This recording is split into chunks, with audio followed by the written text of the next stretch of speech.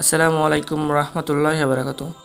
সহিহ বুখারী হাদিস নাম্বার 4939-এর শেষের দিকে হযরত মুহাম্মদ সাল্লাল্লাহু আলাইহি সাল্লাম বলেছেন, যদি কারোর হিসাব নিকাশ খুঁটিনাটি হিসাবে নেওয়া হয় তাহলে সে ধ্বংস হয়ে যাবে।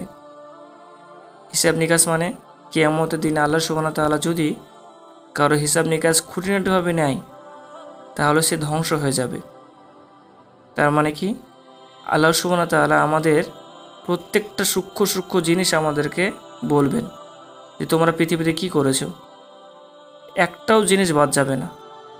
যে জিনিস আমরা পৃথিবীতে করে গেছি সে জিনিস নিয়ে আল্লাহ সুবহানাহু ওয়া তাআলা আমাদেরকে বলবেন তোমরা এই সূক্ষ্ম জিনিসটাও করেছো। তাহলে কি আমরা গুনার মধ্যে লিপ্ত হয়ে নেই? আমরা কি ছোট ছোট গুনাহগুলোকে গুনাহ মনে করতে পারবো না? নিশ্চয়ই পারবো। সমস্ত গুনাহ গুনাহ আমাদেরকে মেনে নিতে হবে। আর এই গুনাহ থেকে বাঁচতে গেলে একমাত্র হযরত মুহাম্মদ সাল্লাল্লাহু আলাইহি সাল্লাম যে আমলনামার কথা বলে দিয়ে গেছেন, যাকাত দেওয়া, সালাত আদায় করা, আত্মীয়তার সঙ্গে সম্পর্ক বজায় রাখা, আল্লাহর ইবাদত করা, সেগুলো আমাদের করে যেতেই হবে। আর যদি না করে যেতে পারি তাহলে আমরা ধ্বংস হয়ে যাব। আল্লাহ আমাদের ক্ষমা করুন। আমিন।